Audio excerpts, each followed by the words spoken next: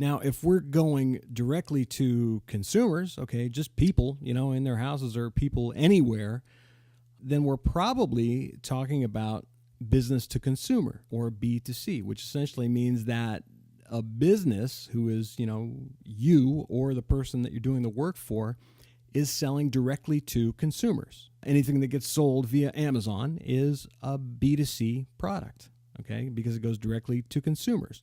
iTunes, the App Store, apps, those are all B2C products.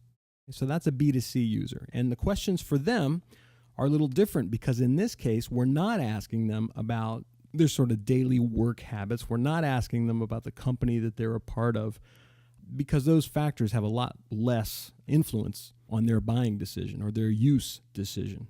So you start by saying, tell me what makes a good experience in terms of shopping, in terms of watching, in terms of using, playing a game, whatever it is. What do you define as good, right? What makes you happy? What things would you usually do first in a case like this and why? If your application is meant to help them figure out what their shoe size is, whatever, it could be anything. You ask them, so what would you expect to do first? And you don't lead them. You let them answer the question and don't give them advice. Don't try to push them one way or the other. Just listen. Give them a very open-ended question and let them walk you through it. And in that situation that you're talking to them about, you also want to say, what would you put off as long as you can in this instance? What thing is part of this process that you have to deal with, but you really don't want to do it until like the very last step? And that could be a lot of things. For instance, people often complain when they have to enter in any sort of core information that they expect you to have already more than once. So they may say, why do I have to give you my username again when I start the checkout process, when I already gave it to you when I logged in? Or why can't you save my address and my credit card information from the last order I placed? How come it doesn't just know that already? Those are the kinds of things that you'll hear when you ask that question. What things here waste your time? What frustrates you? What makes you think, why do I even have to do this? That's what you're looking for. How often do you use this product? Or if it's not an existing product, how often do you use this kind of product? How often do you come to this site? How often do you open this app, et cetera, et cetera? Because you're looking to learn something about frequency of use. And that tells you something about how valuable it is. If it's used often, it's probably a core part of that person's, daily reality. So you want to find that out.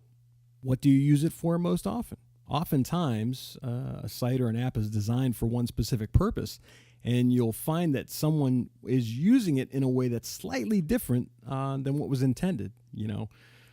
Google, for example, is a search engine. You go there and you search and you find something, but there are a lot of people to whom Google is the internet. They will go to the search bar on the Google main screen and type in a full URL, www.mycoolstuff.com, instead of typing it in the address bar in the browser. Okay, so to them, Google is the way you find websites. So it's really important to ask somebody this question. What do you use it for most often? Because it may not be what you expect. Here's another great question. Anytime somebody explains something to you, or I do this, and then I do this, and then I do this, ask them, can you show me how you do that? And here's why. What people say they do isn't always a perfect match for what they exactly do. And by seeing and observing the actual action, you may also pick up some things that they're not verbalizing. Okay, you may watch them struggle to press a key combination, or you may watch them wander around the screen before they can find the link that they're supposed to click on. Those little things will tell you an awful lot in addition to what you're hearing. What things do you use before, during, or after this product? Nothing is used in a vacuum. So a lot of times there will be something that they're doing before they come to your site. All right. And then there may also be some consistent thing that they do after they visit your site. If there is, you want to know what those things are, because they may be things that contain features and functions that they wish you would provide, but you don't, so they have to go somewhere else. These are critical points of identification. You can really gain some valuable knowledge by asking that question. How would you compare this product to others that you've used?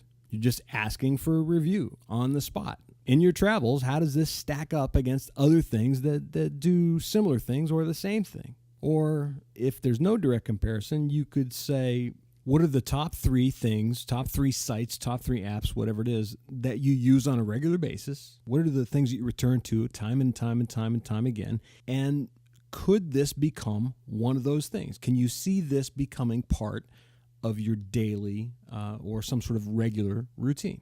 You're trying to determine what recurring useful role your particular product or service could play in their lives in context of all the other things that they're doing.